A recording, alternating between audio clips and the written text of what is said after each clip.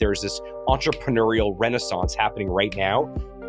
Not great that we had to go through a pandemic in order to have it, but that is much better than I think what we saw 15 years ago, where it was a little bit of nuclear winter when it came to small business creation. And most people wanted to find a safe job in a big company.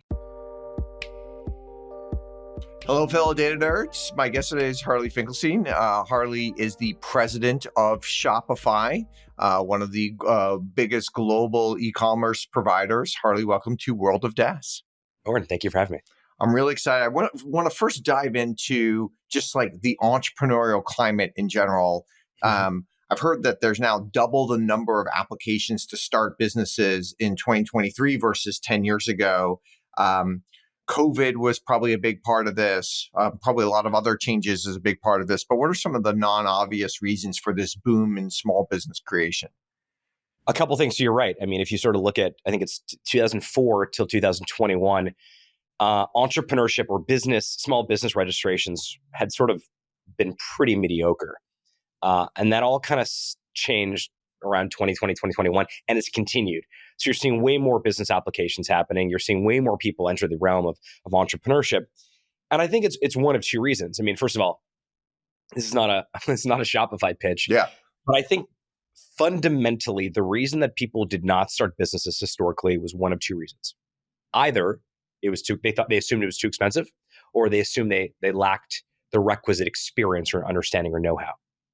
And I think one of the great parts about entrepreneurship today, modern entrepreneurship, is there's a real sort of building in public type of feel to it. And so at this point, pretty much everybody knows someone who's an entrepreneur. Yeah. If you go back, my family, my father's an immigrant, came to Canada in 1956 during the Hungarian Revolution. Most of the people he went to school with, their parents were like kind of professionals. Yeah. They were accountants and lawyers and doctors. And my father's father, my grandfather, was not. He was a new immigrant, had no money, didn't speak English. He was he didn't call himself an entrepreneur, but he was. He owned a small business selling eggs at a local farmer's market. And there was no glory in it. And he didn't necessarily like eggs. It was sort of a means to an end. It was a means of supporting the family. Whereas now I think a lot of people are seeing and are being influenced by more people around them, either commercializing a hobby and making that hobby into something that's just absolutely incredible, big and interesting. About 10 feet from me is the original screen that the original screen print for Gymshark was printed on. Ben Francis from Gymshark sent it to me as a Hanukkah present this year. So like not only are we more exposed to these types of success stories, but we all know someone who's done it. And therefore, I think we have more audacity to try it. First thing. Second thing is the software technology has gotten so much better. So much easier. Again, not a pitch for Shopify, but for $39, like you can start a business and you can become a Gymshark or a Supreme or a Master Dynamic or a Kith or all these things that are currently behind me for those that are listening to this on audio.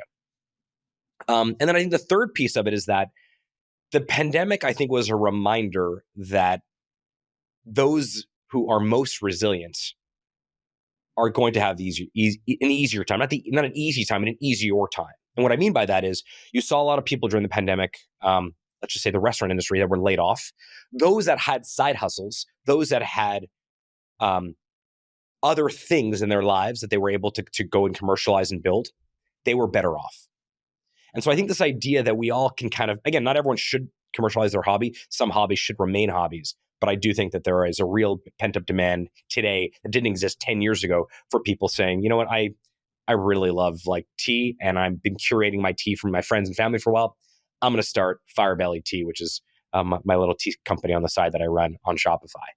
And it's really, I mean, in some ways, like it's hard to, if you've got a job and you're supporting a family, like it's hard to like quit that and start a company. So a lot of these things kind of start as side hustles. And maybe there's a little bit of passion. You're doing it on nights and weekends. You're into it. And then some of them actually grow to a point where you can quit your job. But usually most people don't want to just like quit and start doing that. Or are you seeing something different? Are you seeing like people are all in, or they're kind of like, oh, this is something I'm doing on the side and then we'll see where it goes? I think the thing that's most interesting is that the cost of failure is trending about as close to zero as it's ever been. So therefore, you don't really have to make that decision right now. Yep. You just kind of have to start.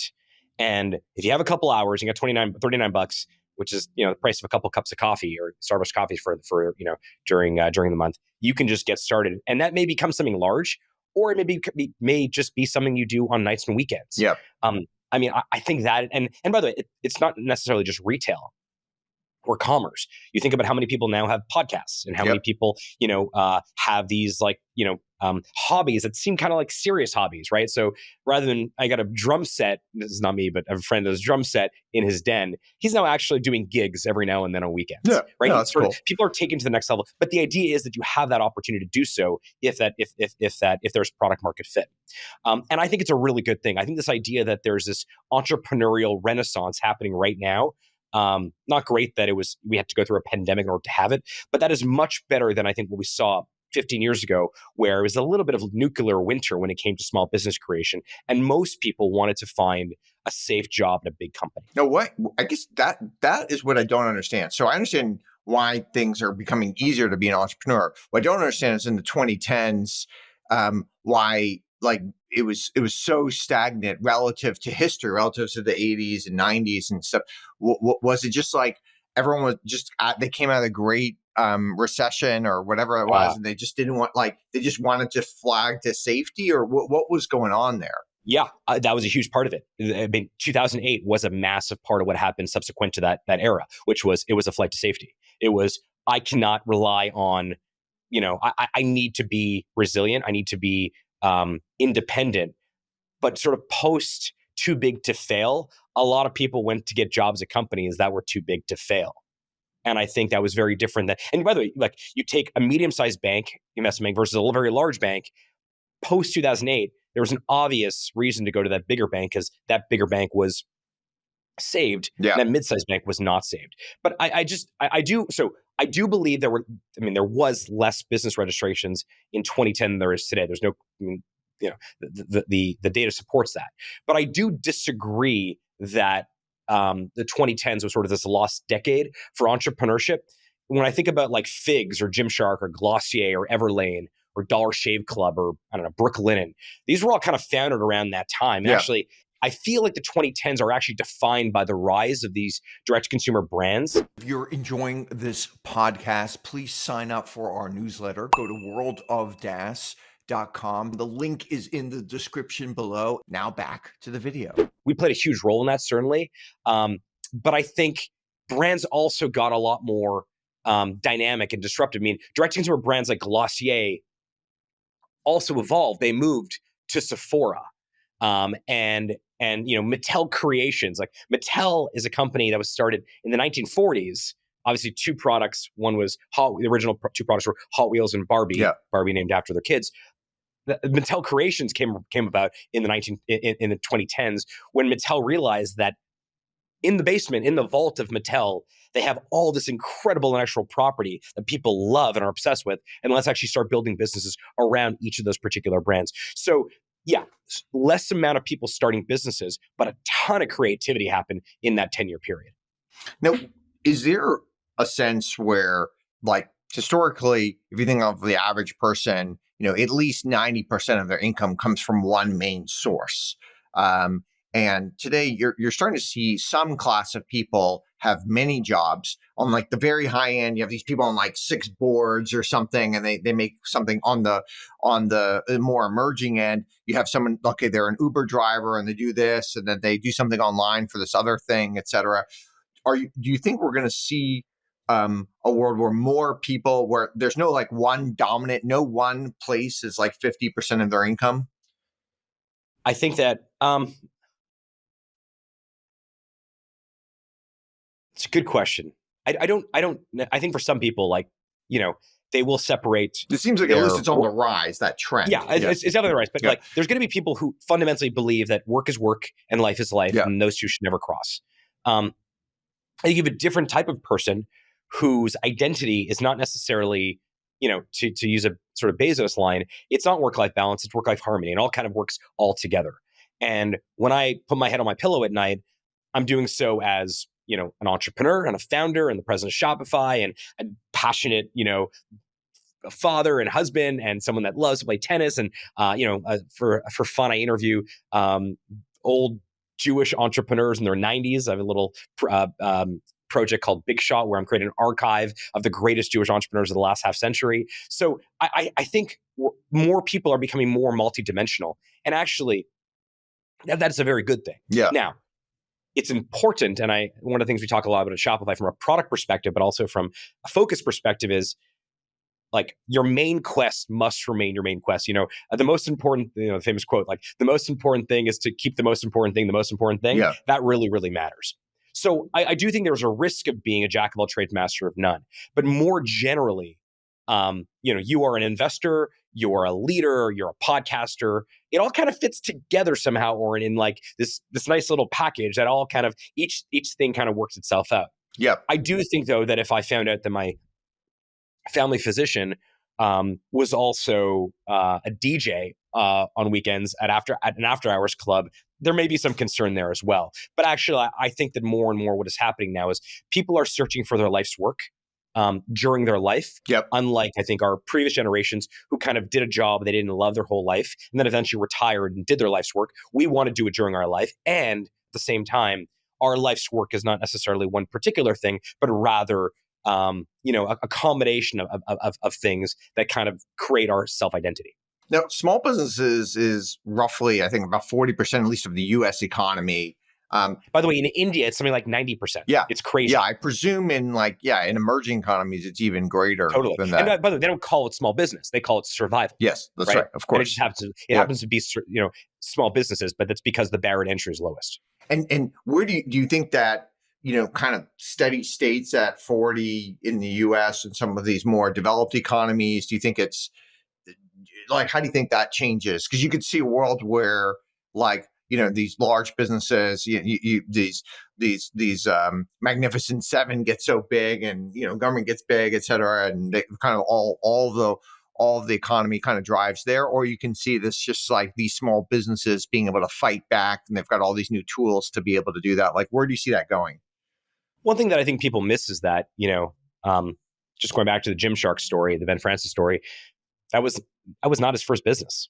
But because the barrier to entry, because the cost of failure was low and the barrier to entry was low, when he realized that his first business there was no there, he was able then to try something else. So I think that while you're right, I mean, I don't know the exact numbers, you're saying 40% or so, that could be right. I think maybe in the US alone. I think that the more the cost of failure is reduced and it's less costly to just try something, more people will do it. And someone's going to have a friend who says, well, if you did it, well, maybe I can do it also. Yeah, totally. And I think more people will enter it as well. But I don't necessarily think for everyone, entrepreneurship does get a little bit overly glamorized sometimes. It's not easy. Most small businesses fail. The key, though, and frankly, the entire mission of Shopify is to, as much as we possibly can, reduce the rate of failure on these businesses, give them a little bit of an extra shot at making it happen. And if it works, make sure they can scale to do many billions of dollars a year. Sometimes, and if it doesn't that's work, also the problem. Like, it's working well, but it's really hard to take it to the next step. And nowadays, we have all these great tools, Shopify among them, to allow us to grow those things. Whereas before, you were, just because you're doing so many things, you're kind of capped sometimes, and you just couldn't get out of this loop. Yeah, although I would say that one thing that I think is not as understood as it should be is this idea of default global. When we were on the IPO roadshow, the question that I liked the least, we took the company public in 2015, May 2015, so about 9 years ago. And we did like 93 meetings. And personally, I love the roadshows. It's a great thing. I mean, as an entrepreneur, it's like so cool. I think Toby, liked it probably a little bit less than I did because I love telling the story of Shopify. But we're on the show and we kept getting these questions of TAM, total addressable market. And at the time, we had a prepared response, which was, there's 46 million retail SMBs in the world and 10 million retail SMBs in America, and we have a small percentage. We have a lot of room to grow. If I were to do it over again, I would sort of do it in two ways, two vectors. One would be, first of all, like in 2015, when we were taking the company public, we couldn't have anticipated that the largest, shapewear company on the planet would be created by Kim Kardashian. Yep. We couldn't have anticipated that one of the most important sneaker companies on the planet, or sneaker brands on the planet, would have been created by a hip hop or a rapper or rap artist. We could have, because that was not within the total addressable market of our target demo. The same thing goes for consumers. Today, when you press the launch button on your Shopify store, you've built it, you've added inventory, picked your theme, configured your domain name and your payment gateway, and you're ready to go. You started placing some ads on Meta or Google or whatever. Most people that are really thoughtful, they are default global immediately. Yep. And so what that means is that no longer, the difference between Main Street and the internet is that on Main Street, you literally have a physical geographic boundary of who you can sell to. They have to actually walk into your store. The internet democratized distribution entirely to the extent that now when you hit that launch button, you should sell to people all over the world. Now, yeah, there's taxes and duties and competition, all that. And Forget that for a second. I assume all that stuff is becoming easier with exactly. The taxes becoming easier, the custom Shopify, stuff Shopify or whatever. Markets, effectively puts all that on rails anyways. Taxes, duties, translation, cultural nuances, meaning in one country, how it may be more of a courier type delivery as opposed to FedEx or UPS or USPS or what have you. But that all is getting easier. And by the way, over time, it's going to continue to get easier and easier. So at some point, though, I do think, though, that, look, right now in China, but 50% of all retail is done online. So a 50-50 split. I think it's like 25% in the UK, and then US and Canada. Why is that the case in China? Is it just they just skipped it? They just didn't have the embedded stuff, so they skipped it? A lot of it's grocery. Grocery plays a huge role in that. Yeah. They've been doing it for a lot longer than we have in North America. So they just have a more sophisticated delivery system. Yeah, and most people regardless of what age you are, these super apps are effectively running your day to day. And even in terms of the way the government operates there, you're renewing your passport in some cases or your driver's license through these super apps. It's just more embedded there. I'm in Canada, but I assume in the US it's the same. To renew your passport or your driver's license, there is some element of physical presence you have to do in US and Canada. Go to the DMV or something. So it's just not as baked in or organically embedded into the culture there. The UK actually is fascinating because it's 25%. It's really high. Yeah. It's like 10% more than US and Canada. But anyways, the long answer to your question, I do think is that just what do you think? Also, like a high urbanization makes it more likely or makes it easier, or do you think there's other factors that make it harder in like the US and Canada? Or is it like a cultural thing? The Canadian geographic landscape should be perfect for e-commerce. It's massive. Yeah. Like Canada is huge. But it's huge, but it's not like, I assume it's somewhat spread out. There is concentration around sort of the US border, and that's sort of well known. But it is like the density of Canada, if you sort of remove Toronto, Montreal, Vancouver, it's not a very dense country. Yep. So that would presume that e-commerce would have massive penetration here, and we don't. We actually lag beyond, even below the US there too.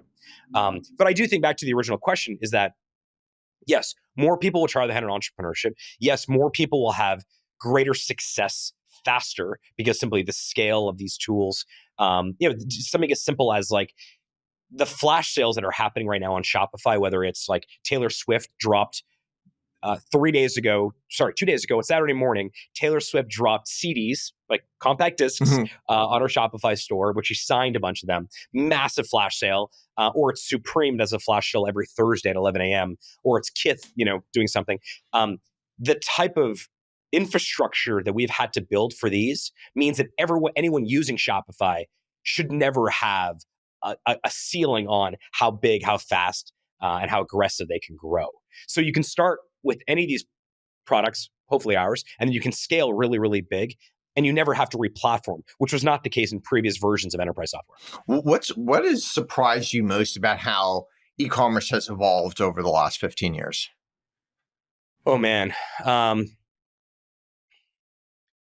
think the best brands in the world have non-obvious strategies. And I think those non-obvious strategies are very interesting because they allow the underdog to succeed. I'll give you a very simple example here, which is kind of geeky, but there's a company called Lafika. It's literally right there. But Lafika makes a kettle that looks like a DJ turntable. Cool. Very cool. So the Venn diagram overlap of La Fica is people that like tea, which is me. I'm almost always drinking tea, and people that also like DJing, which is also me. That is a fairly, from a global, macro sense, it's very, very small. Mm-hmm. But that's still probably 10,000, 20,000, 100,000 people on the planet. Yeah, totally. And so La Fica is like non-obvious product design. That I think is really it's cool. like finding these Venn diagrams where nobody else has invested in this very, very niche-y thing. But there's always 10 to 100,000 people in the world that fit almost any random Venn diagram. In the physical world, maybe other than Manhattan, I'd say, you couldn't actually open a store that just sold DJ kettles. Yeah, totally. But on the internet, you can. So that's sort of a good example to me of like a brand that's like a non-obvious, a non-obvious product design. Non-obvious products also, I think, is really interesting. So there's a company called Brunt Workwear. This is a classic example of a brand selling a very non-obvious product, which is workwear boots. These are like the boots that you see people wearing on like construction sites. They sort of have the steel toe. Yeah. If you go to a construction site, you notice that most of them are wearing the same boots. First of all, they don't look very good. Second of all, like they have not been. There's been no innovation. Right, they're kind of like these beige boots you've seen for the last 30 years. Often your employer buys them for you. If you're on a construction site, cool. Your construction worker, they'll buy them for you. By the way, they're not cheap. They're quite expensive. But then you have a company named like Brunt Workwear who 6 weeks before, so basically as the pandemic is starting, like summer 2020, decides to launch the entrepreneur, the founder behind it, sees his friends who are all construction guys wearing these boots. They're not comfortable. They don't look good, and decides he would basically create a better work boot with steel toe for a very particular demographic, tradespeople, where there was not a great product that existed. And I think like this year they did like $1 million. This year they did like $1 million on Black Friday. That's public information. That's so cool. That. So that's another one. Another great example is. By the way, why on Black Friday? Like, why would that do so well? You would think that's. I don't know. I'm giving like work gifts to my loved ones on Black Friday. You would think that would do well anytime. If you have someone in your life who works in a construction site, and you're like, what do I buy this person? It's a pretty great gift that like this person for the next 3 years, Monday to Friday, as they go to work, is wearing better, comfortable boots that are safe and actually look pretty good. It's kind of a great, same sort of thing like the La Fica kettle. I don't know. I think if I bought something for my wife, I think, I don't know if I'd want to buy her a briefcase. I think I'd buy her like a jewelry on for Christmas or something. Yeah. Well, but I think you're making my point, which is you were not the target demographic. Yeah, totally. There's this great story. I'm going to digress for a second, but it's worthwhile hearing this. A really close friend and mentor of mine is Seth Godin, the famous marketer and writer. Amazing. Seth has been in my life for a decade, and him and his wife are like relationship role models to me and my wife, Lindsay. Seth tells this great story that when Momofuku first opened in New York City, he was invited into the restaurant by David Chang. And he sits down at the table, and give him the menu, and he says to the waiter, "I love the Brussels sprouts, but by the way, I don't eat bacon." And the waiter says, "Okay, well, they're made with bacon." He's like, "I know, but I don't eat bacon, so I can't eat it. And also, it's cheaper for you. Don't use the bacon." Waiter goes back to the kitchen, comes back and says, "Sorry, Mr. Godin, we cannot do that." Mr. Godin says, "I don't understand. Eventually, David Chang comes out of the kitchen. He says, "Seth, I'm glad you're here on my opening night. This is wonderful. But I made this particular dish with this particular set of ingredients. And if you don't want the bacon on it, this dish is just not for you." And that was the moment that Seth knew that Momofuku and David Chang would be incredibly successful. Yeah. So I think back to your point, you probably wouldn't, these are not products that are for everyone. These are products that are for a very specific person or very specific type of person, but it works really well. One other one that I want to give you that I think is fascinating is what Drake is doing with a business called Drake Related. Drake Related went on tour for the first, Drake went on tour for the first time in 4 years. And he wants to figure out a way. Another Canadian, by the way. Another Canadian. Yes, I'm only talking about Canadian. I think he's also Jewish. So another Canadian Jew. So shout out to the Canadian Jews out there. He wants to create an experience, because it was the first time he was on tour 4 years, that would sort of surprise and delight the people that showed up. And the concept that he used was sort of this bat signal concept, like the bat signal in the air when Batman is needed. And so what would happen is, as the show was finishing, right outside there would be at the side of the building, he would project the bat signal, which was a QR code, with a geofenced radius of the arena. And then fans would literally go and snap the QR code, and they'd be able to get all types of, like, they'd be able to buy stuff. They get all types of free surprises, like unreleased Noctas, which is his line with Nike. But it was a completely unique shopping experience where you had to be there in order to see the QR code. Yeah. You couldn't transfer the QR code. What had happened by the end of the tour was people actually, even if they didn't get tickets, were still showing up for the drops. Okay, got it. In the parking lot, you could still see it or something. It was often it would be in this random spot, so you'd have to walk around the arena to find the Drake signal, the bat signal. It was cool. so cool. I really loved it. And then maybe the last one I'm going to talk about is just, it's more of a traditional one, but it's unique, which is Glossier. Like 2020, everyone is saying physical retail is dead, height of the pandemic. And what is Kyle, who's now the CEO, and Emily, who's the founder of Glossier, do? They make this intentional choice to make their stores the most immersive experience ever, so that when stores reopen, they feel like retail theme parks that are so on brand for them. And today, they're the blueprint, I think, for physical retail. So those are just a bunch of things that are non-obvious, but incredibly correct. And I don't know, we have millions of those stories on Shopify, which is really, really cool. From a tech perspective, like where do you think we still need to enable things much more over the next 5 or 10 years? Like whether you're giving advice to entrepreneurs or it's your own roadmap for Shopify, or you're just hoping other people build things, like what are you hoping happens so that like we can really have a even more of like an e-commerce revolution? I think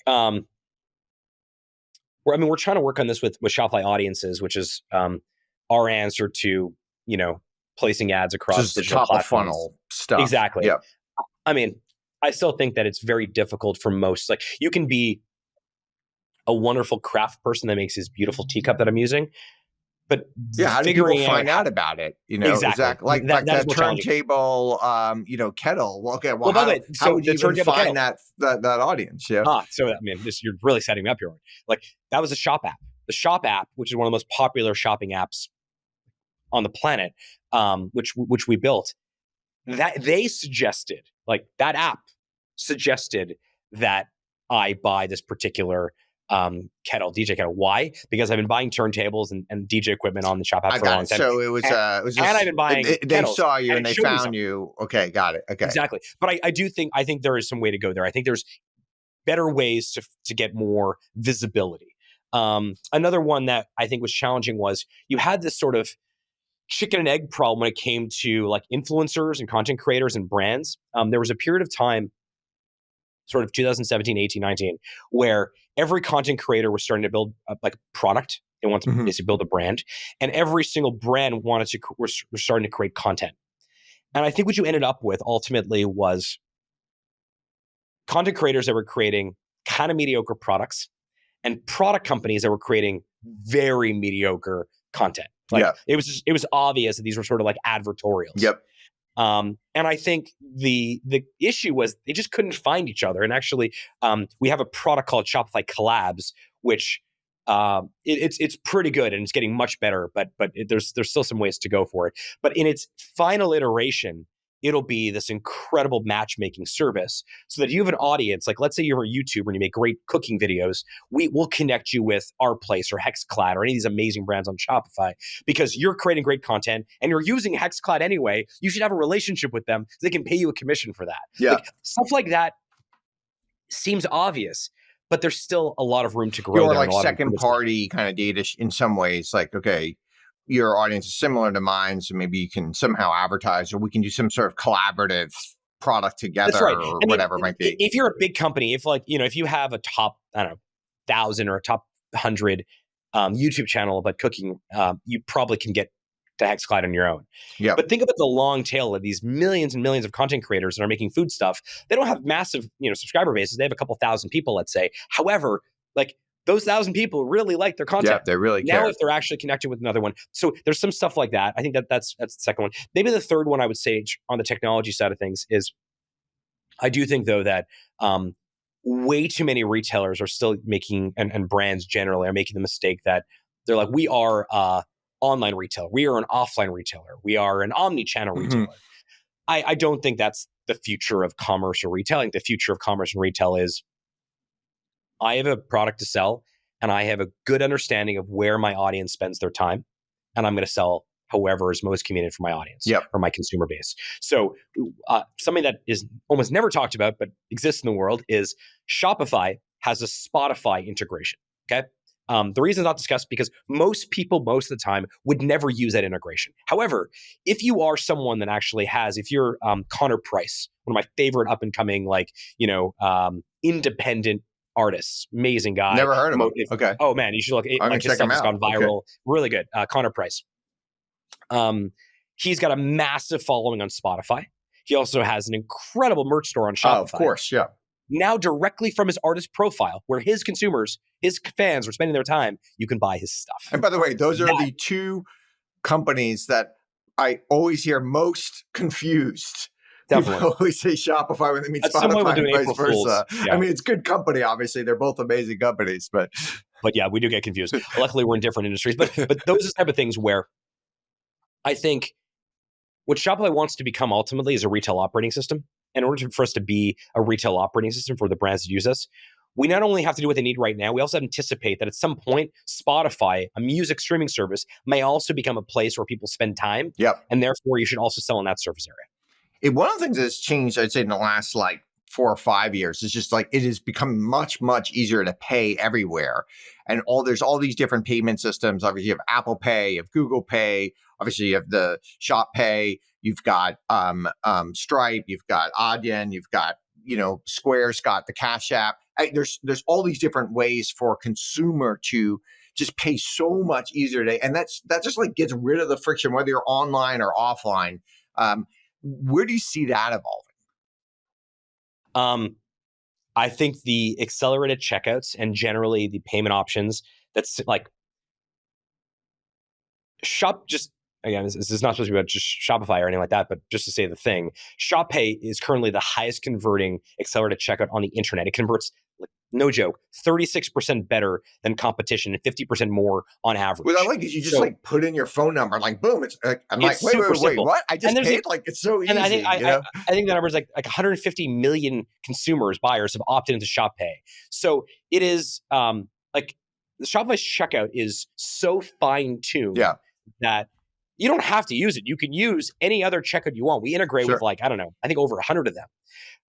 But at some point, if you're spending a lot of time, effort, and money trying to get people top of funnel from wherever to your site, browsing, adding stuff to cart, getting to the final step, and then you lose them in the checkout, abandoned checkouts should not exist. But they still exist because a lot of these, if you're going to ask me to put in my address again, I'm probably not going to check out. Yeah, it's annoying. It doesn't make any. So where I see it going, I think the ones that have earned the right to exist will become more dominant. I think Shopify Checkout and Shop Pay certainly has earned that right. There are a lot of other great ones, but also it depends on your we have some really great merchants who their demographic loves buy now, pay later, and so. The reason that we have Shop Pay installments, which we built in partnership with a firm, was for some of those merchants, they're really going to want, and they should offer this. Yeah, because especially if it's expensive. It's a great model. By the way, it doesn't cost the consumer any money. Yeah. Right. It's free to the consumer. So it's 4 equal payments, very simple. You understand what your payment schedule is, and it's the merchant who's the one that pays for it. So I don't think it's necessarily about one particular payment method. I think it's really about do you understand the preferences, the buying preferences of your consumer, and then sort of reverse engineer what are the best tools to use. And for most merchants on Shopify, that happens to be Shop Pay. One of the other guests at World of DaaS, he has an anecdote. One of his friends was flying from London to Dubai, and at the airport, he realized he had his passport, he had his phone, but he had forgotten his wallet with all of his credit cards. And he decided to do the trip anyway. And he could just use his phone to pay for everything, just in the restaurant, all those types of things, the whole trip while he was there. It's incredible, the way the world is moving. Yeah, no, I totally agree on that. I also think that, back to sort of the model of technology and what technology is going to do. I mean, I think everyone right now, it's becoming almost like trite to talk about it, but like talk about AI, for example. I think that AI is going to be a massive advantage to anyone who uses it. I think in particular, though, there's this really interesting disproportionate opportunity for SMBs. And something super simple. I posted yesterday, Saturday, I think, about like Shopify Magic with this new photo editor. So Shopify Magic is our AI tool. Yeah. We have it embedded across all of Shopify's products. And so I posted about this, like, hey, like, photo editing, like, I ran one of the first Shopify stores. I'm now running another new Shopify store with Firebelly. I want to test the products. Photo editing used to literally have to, like, with a cursor, go around and actually cut out your image digitally. Yep. And if you did it and you were good at it, I got okay at it, it still wasn't nearly as good as what, a large scale merchant could do because they have a full team of people doing it. But like something as simple as photo editing using Shopify Magic, just removing the background, you can place it with anything you want. You can pivot, you can turn it around, you get a 360 view if you want. It's this super practical tool that allows you to actually upload better stuff. Another example of Shopify Magic. You shouldn't have to be a graphic designer to run a commerce site, right? Correct. Or hire. And by the way, like one. You already have to do enough stuff, right? You have to like be good at making product, like building the actual thing. You have to be good at digital marketing. You have to be good at merchandising. There's a lot of stuff you have to be good at. Over time, we think that AI will actually take away some of those pain points. Another example is product descriptions. Product descriptions, even though it may not seem like a super sophisticated task, it's actually really valuable because, I mean, for search engine optimization reasons, for navigation reasons, you may be okay at merchandising and marketing, and so you can write a decent product description. Most people can't, but some people can. No matter how good you think you are at writing product descriptions, you plus Shopify Magic will do a way better job. Yep. And so it's like having a great editor who can help you. Exactly. Same thing. Yeah. I absolutely think that over time, this is where we are uniquely positioned to leverage the power of AI for specifically, for everyone on the platform. I also, some of these things have like, some of these people have like a unique voice. And once you start to scale, okay, well, it's really hard to scale that founder's voice. Sometimes they're whimsical or they're funny or they're humorous or whatever. And, but once you see 20, 30, 40 kind of product descriptions with their whimsical voice, it's way easier. You can help them, scale that up a bit. Precisely. And now you take that founder and allow them to spend much more time being creative than having to do all these other types of things. So you just said something that I think is really, really important, which is they can now spend time on more important things. That idea, so from the biggest challenge to any entrepreneur, whether they're running a large company or they're at their mom's kitchen table, is their number one resource is their time. And so anything that you can do that allows them to focus the most amount of their time on tasks that are high value tasks and reduce those low value tasks, that is a game changer for anyone who's starting or running a business, small or large. And I think that's one of the major benefits of AI is that a lot of those tasks that are not necessarily high quality tasks, like you have to do them, but if you do it really well, it's not going to change. It doesn't mean you're going to make $1 billion or $1 million or $100,000. That actually is where this thing gets really, really fascinating. One of the things I really like about Shopify is just like the ecosystem, not just the merchants, but people who are other companies, other tech companies who are involved. There's so many of them. Like Klaviyo is just one of my favorite companies. It's an incredible company. We are together investors in Gorgeous, which does customer service software for Shopify, which I love. Like, how do you think about this ecosystem and really bringing, because there's always this kind of tension with the ecosystem and like the platform. Like, how do you think about it?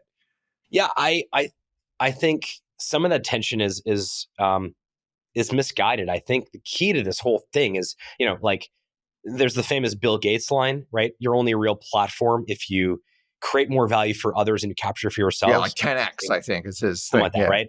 I think the key here is like having like real transparency, like actually saying the thing of like, here's what I'm going to build and here's what you're going to build. Yep. So a couple things. So the ecosystem is a huge part of our business. One of the first things that I worked on when I got to Shopify, almost 15 years ago, was the partner ecosystem. And really the original catalyst for it was we couldn't be everywhere ourselves. We couldn't necessarily, we didn't have a very large team. So we needed agencies and freelancers to be on the ground helping to get more people to do Shopify. But also from a product perspective, there was no way that we were ever going to build 100% product market fit for everyone that ever used Shopify. So instead, we basically decided that we would like the 80%, the stuff that most people need most of the time, has to be world-class. Yeah. Checkout, inventory, storefront, resiliency, speed, CDN, all the stuff that like is table stakes today, we have to be the best in the world at. And then on top of that, create really great APIs that allow third parties to come and build on top of Shopify. And in the early days, I literally would call app developers and say, please build on Shopify. And sometimes we incentivize them with additional rev share or something to get them to do it. Now it's a bit different because today, if you're building a product or an application or anything functionality-wise for the commerce and the retail space, Shopify is probably the best go-to-market strategy for your application. The Shopify App Store, which now has like 10 or 12,000 apps in there, is the best place to get in front of customers for it. But it was really valuable because it meant that no matter what you need to do on Shopify, everyone got 100% product market fit, and we didn't have to build it ourselves. It also meant that we were able to build a lot of other companies alongside our journey. So whether it's Klaviyo or it's Gorgeous or it's even companies like Stripe and Affirm and Globally, these are companies that very early on became important parts of Shopify. In some cases, in the case of Shop Pay Installments, our buy now, pay later product, that's powered by Affirm. In the case of Shopify Markets, our cross-border checkout, that's powered by Globally in Israel. So we've not only brought people along, on the ride with us, we've grown with them as well. And so I told Andrew this when he took Klaviyo public, at the IPO, I was like, this is going to be one of the greatest days of your life. And frankly, it's one of the greatest days of my life too, totally. Because we've kind of built this together. Well, how do you with the Klaviyo, you can imagine, so you mentioned this top of funnel product with advertising. You can imagine, Shopify could build a great one, but Klaviyo or maybe one of the other partners could also build it. How do you decide, and how do you decide, does that fit in the 80% or not? It's what most, it sounds anecdotal, but it's actually it's more scientific than that. Do most merchants on Shopify need Klaviyo? No. Most merchants on Shopify need email marketing. Yeah. And we have an email marketing product that most merchants can use most of the time. But if you're starting to grow and you're starting to become more of an advanced system, advanced, more sophistication, it has to connect with a bunch of other pieces of software. You want to do you're doing batch emails and there's analytics involved. That's the space that Klaviyo occupies, and it's great for merchants. It's great for Shopify. It's great for Klaviyo. That's kind of the way we kind of see it. But I think with our partners, I would say most merchants use QuickBooks or Xero or something. You kind of need something like that once you get to a certain size. I guess you can imagine Shopify building that, or you can imagine partnering. It's a very sophisticated, tough piece of software. How do you? Yeah. By the way, we don't do accounting on Shopify. Yeah. But every accounting, cloud accounting software that you just mentioned is integrated with Shopify. Yeah. So there's certain times where I think it would be. I don't think Shopify would deserve the credit we get or deserve the right to requalify to be the commerce partner and platform of all these brands if we didn't have a basic email product. Yeah. Because okay. Everyone now needs email. Email is is super important. Yeah. But the same thing with Globally with you can do a lot of great stuff directly from Shopify Markets, which is our checkout, which does conversion of currency, does taxes, does translation. But once you get more, once you're running a real business at scale and you're really selling around the world, you should use Markets Pro, sort of the pro version of Markets, and that is powered by Globally. Because frankly, what Amir and Nir, the founders of Globally, are doing is amazing. All they do all day long is think about cross-border checkout. Yeah. That's their whole business. And I think that's the way to kind of think about it. Now, the key though is for us, we have to keep innovating. We have to keep building more and more product. And so when we do that, that's where the transparency comes in. I think Shopify actually has become a company that's really good to partner with because we are so transparent about, hey, we're going to build this thing, but here's the good news. All this other stuff around it, we're not going to touch. We want you to build for it. Yeah, certainly I would say Shopify has, of all the major tech companies, it has the reputation of being like the most partner friendly. Yeah. By the way, even with Google or Meta or the way we have a partnership with Amazon as well. Like, we actually believe that partnerships done really well, where you're very clear of what both sides want and require. You're also quite clear of what is, no-go zone for both sides. I think we've done a good job of that. It's an important part of our business. Now, how do you think there's all these companies calling themselves the Shopify for X, which I'm sure is very flattering for you? Yeah, I saw one the other day. It was like the storefront for influencer creators to help monetize ads or whatever. Like, what do you think about some of these companies that are out there? I'm sure you've seen like thousands of them over time. I think, I think it's a compliment. Anytime I hear someone says like, "Oh, we're the Shopify of something," I think it's a huge compliment. Of course, yeah. If they're building something great and they're entrepreneurs, I think that's a great thing. In terms of some of the more niche products of that, like kind of look like Shopify, often I'll be like, "Well, we're the Shopify for like content creators." I'm like, "I think that's Shopify." They're like, "Well, we're the Shopify for artists." I was like, I also think that's Shopify. So like, there's some places where like they're just basically like they're carving out one feature of Shopify or one niche of Shopify. Like, I don't know who the biggest content creators are on the planet, but like it's probably someone like like Kim or like Kim Kardashian or Bieber or I don't know, Mr. Beast, and those are all Shopify merchants. So yeah, I love hearing we're the Shopify for X in a different industry. But I think looking at Shopify and trying to figure out like, we're going to take like this one piece of like just use Shopify. The whole product, the pricing, the product, the way that we talk about the company, the brand being the entrepreneurship company, we're trying to make it so that businesses, like when you have an idea in the shower in the morning, you come out of the shower and you're like, all right, I'm going to do this. But that is done on Shopify.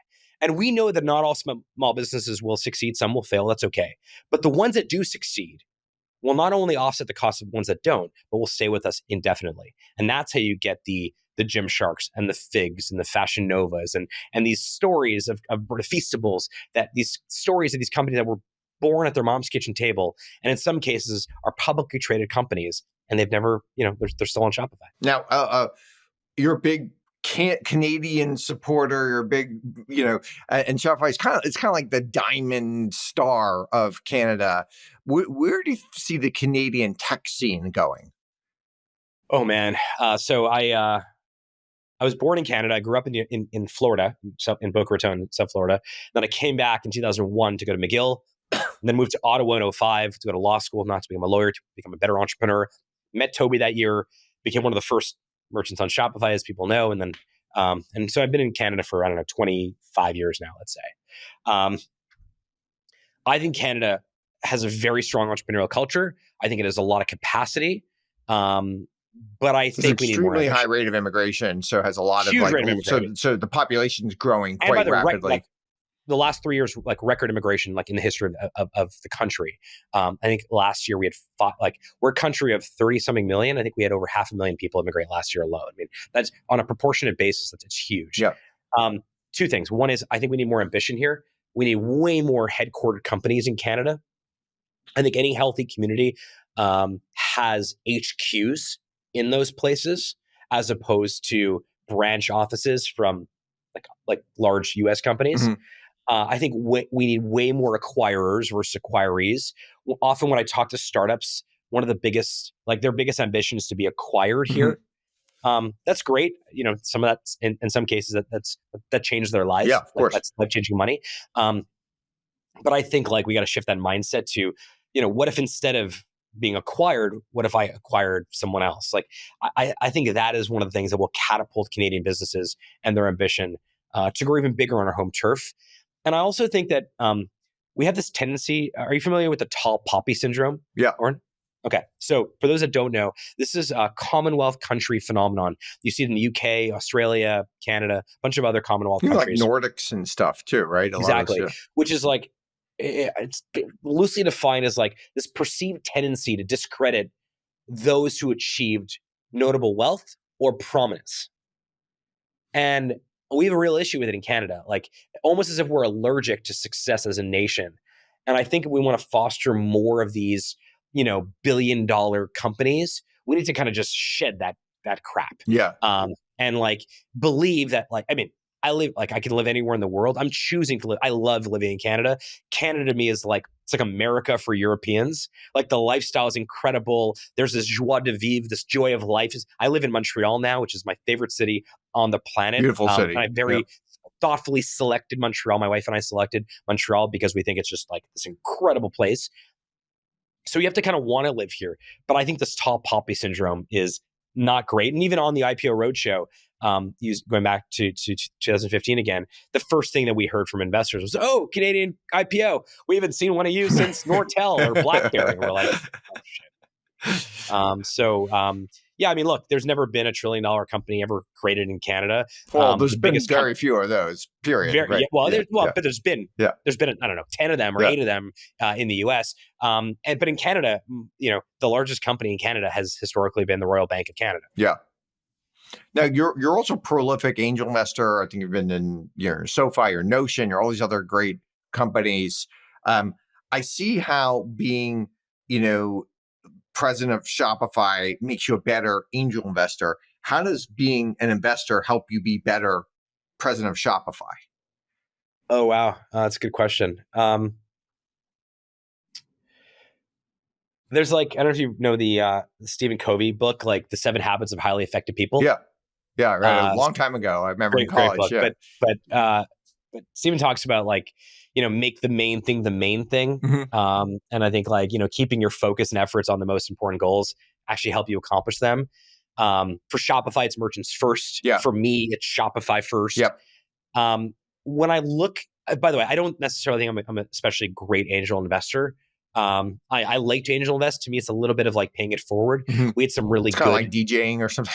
Exactly. Yeah. That's right. We had some really good, helpful people in the early days of Shopify. And I had very helpful people in the early days of my life that were great mentors that supported me, that, gave me that invested in me both financially and with their time, that probably had no business doing that. And so to some extent, I do believe in the value of pay it forward. And my wife and I have invested now in, 50 companies, let's say. Some of them have done really well. Some have done very, very poorly.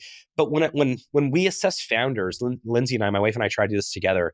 We actually look for obsessiveness, like bet on the jockey, not the horse. Mm-hmm. But the question we always have is okay, things get rough. Things get rough at home for them. Things get rough in the office for them. Can they help keep solving problems? How do you figure that out from a short meeting with them? And so, how do you know that? Sometimes, I think life stories are really valuable. I like people that have had deep adversity. My dad sort of went away when I was a kid, when I was 17 years old. I have 2 much younger sisters. So I've been supporting my mom and much younger sisters, one sister's 10 years younger than me. I've been paying for Jewish private school for my sister since I was 17. Not to say that I'm the model for that, but I think having that type of adversity when you're young kind of rewires your brain. It's a little bit like Toby talks about that something changes when you're responsible for payroll, for actually payroll. Mm-hmm. Your brain gets rewired. I think you can look for that. You can, I don't really want, when we invest in people that, it's cool if you played on the tennis team. It's much cooler if there was no tennis team and you created a tennis team, and then you became a state champion on the tennis team, right? Yeah. So I think that's kind of how we look at it. But ultimately, I think that great operators generally are really, really focused on their main quest. I also believe in founder-led companies. I think that one thing that people don't talk about when you think about big tech companies is you can separate them between founder-led and professionally managed. Yeah. And there are some companies that, look like that look like they are founder-led, but they're professionally managed. Microsoft, I think, is probably Satya kind of does that really well. Yeah. I like founder-led companies. I think founders are, those are my people. That's it's a breed of its own. Now, a couple personal questions. Sure. I think you mentioned at least 6 or 7 times on this podcast about Jewish. And how do you think about that? How is that important to you? I don't know that usually that's not the front and center thing that people always talk about is their religion. So how do you think about that? Yeah, I'm not especially religious. I don't go to synagogue or temple or anything like that. I don't wear a yarmulke or anything like that. But I'm a proud Jew. My grandparents were Holocaust survivors. My dad, recently became more religious. But I'm fascinated by, like, forget the religious aspect of it. I'm fascinated by the plight of the Jewish people. I mentioned that, during the pandemic, my best friend and I created this little project called Big Shot, which it was really like, my best friend is a guy named David Siegel. He created David's Tea, took it public. I think it was an $800 million tea company, had retailers all over the world, retail shops all over the world. We started meeting these people like in their 80s and 90s, these Jewish entrepreneurs who in some cases like literally grew up in concentration camps or crazy displaced person camps. And they ended up becoming like Izzy Sharp, who created the Four Seasons, or David Rubenstein, or Larry Silverstein, who owned the Twin Towers before 9/11. These people that like had no money, no like education, no relationships, no connections, somehow became these titans of industry, became these hugely influential people. And in some cases, like the Four Seasons, like changed the entire business model. I mean, the Four Seasons business model is unique to its own. That doesn't exist anywhere else, where someone owns the real estate and they run the service piece of like the actual hospitality side of it. And so we began to sit down with them and just ask them questions. And we ended up creating like the Big Shot like podcast or project. It's just for us. Like we don't watch sports on Sundays. It's just kind of something that cool. We do this on Sundays instead. I know we've done like, I don't know, a dozen interviews or so. And it's just this really interesting thing. But I don't think religion plays especially a large part of like role in my life. But the Jewish culture is something that I'm fascinated with and I'm really proud of. No, I saw you tweet a couple of times about Hanlon's razor, and which I love. I always find it like a great way of thinking. That's the incompetence versus versus malice. Yeah, it's also just a better way of going through life, because it's a way of I don't know, essentially not thinking people are out to get you. Not there's no reason to be mad at somebody often about it, right? I don't know. Is that how does that like fit into your philosophy? I mean, I'm an optimist. Yeah. I think the future belongs to the optimist. Yeah. I've always been an optimist. Even in hard times in my life, I believed in the kindness of humans, and I've been the recipient of kindness in humans. But yeah, I mean, I think a lot of people sort of just the what you're describing is really this concept that most people assume when something bad happens to them that it was caused because of malice. And in actuality, most times it's actually caused because of incompetence. They just didn't know better. Yeah. Or not even incompetence, but maybe they weren't, they were, or that just wasn't their highest priority thing. Exactly. Right? That's right. Yeah. So, but human, like, it's sort of like human nature always. It's like, you don't know. Like, they I forgot to, invite you to my birthday party or whatever. I forgot. You must hate me. Yeah. Well, no, you just forgot. Or totally. Like, actually, you had 10 seats and I was seat number 11. Right. There wasn't enough seats for me on the birthday party. Yeah. So, and I think if you use that, like, I don't know, another term that I talked about earlier, which I really believe in, is the idea of like joie de vivre, which is a French term. If you're in Montreal, you're in Quebec, or frankly, you're in any sort of French area, like France or Paris, you hear this term joie de vivre, this joy of life. Yeah. I actually think like if you have people you love in your life, this is, sorry, I'm jumping all over the place here, but this is an important point. Alexander Chalmers, who's like this Scottish or Irish writer, he talks about like the 3 things you need to have meaning in your life, and I think joy and happiness. He says you need someone to love, so your family, your friends, someone in your life. For me, it's like my wife and my daughters. Something to do. For me, it's like my work. That's like Shopify for me, and something to look forward to. And that might be something like tonight, having a special dinner, or over the weekend taking your kids. It's fun to look forward to something. Something to look forward to. But those 3 things, and I believe that. I always try to have those 3 things in my life, and always have. And I think that creates more joy and that creates more optimism. I think that's just a better way to live. And I'm fortunate that I've always felt that. Now, I know you've got an interview show. And before we started, you said you want to ask me a question, which usually doesn't happen. But I'm going to give you the floor since you're such a great interviewer yourself.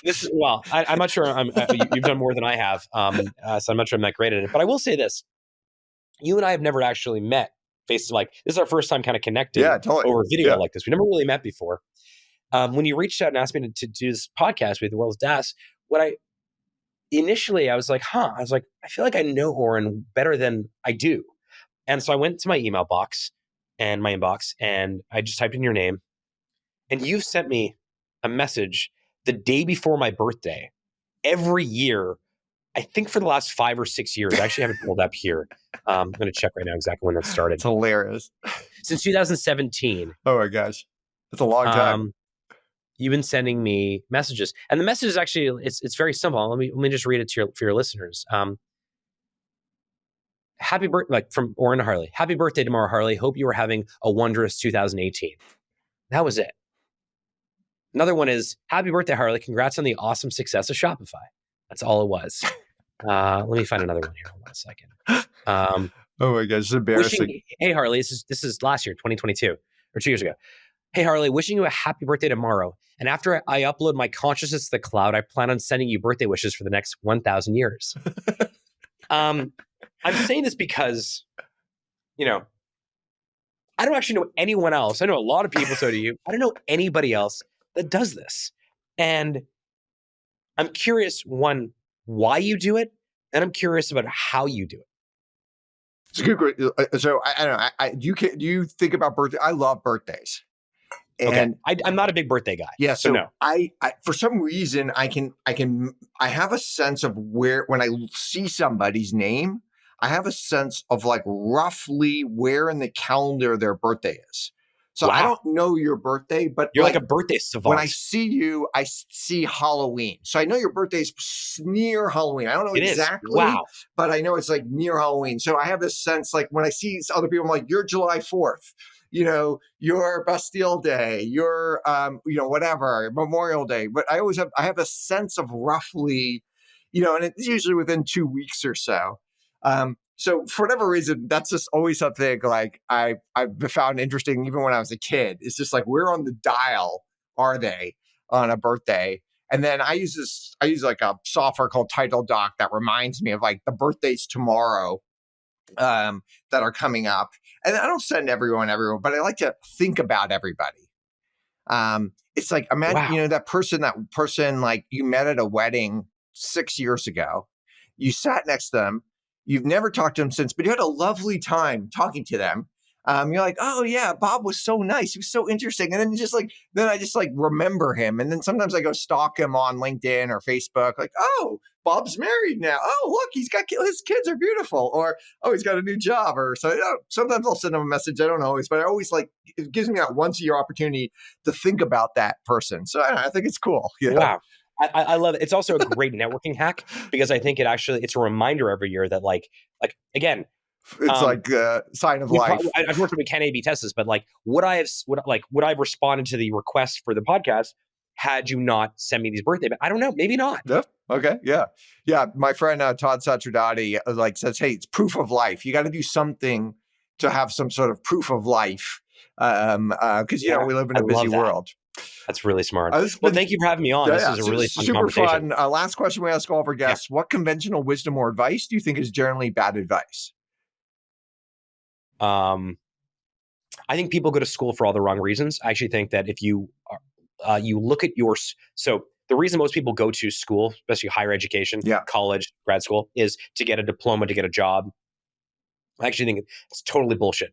I actually think that if you decide not everyone has to go to school, but if you go to school and you do that, and instead you take this a selfish approach to it, which is I am paying you $15,000 for law school, and in return, I'm going to demand $15,000 worth of skills, almost like you would your with ROI, or you exactly, actually probably need.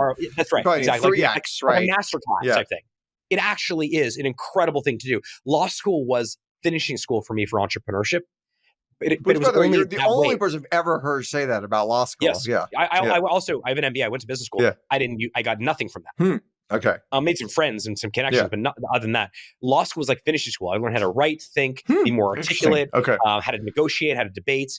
So I think that if you actually use a more transactional approach to education, I'm giving you this, I demand these skills back, and you don't care about grades or stuff. You're just there to acquire skills. Yeah.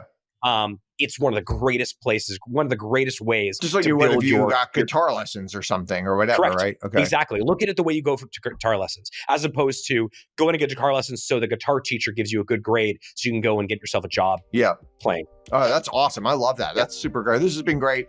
Thank you, Harley Finkelstein, for joining us at World of DaaS. By the way, I follow you at Harley F on Twitter. I definitely encourage our listeners to engage you there. This has been a ton of fun. Thank you so much. And if you're a super data nerd, go to worldofdaas.com. That's DAAS, worldofdaas.com, and sign up for our weekly Data as a Service news roundup newsletter. Thanks for listening. If you enjoyed the show, consider rating this podcast and leaving a review. For more World of DaaS, and DaaS is DAAS, you can subscribe on Spotify or Apple Podcasts or anywhere you get your podcasts. And also check out YouTube for videos. You can find me at Twitter at Auren, that's AUREN, Auren, and we'd love to hear from you.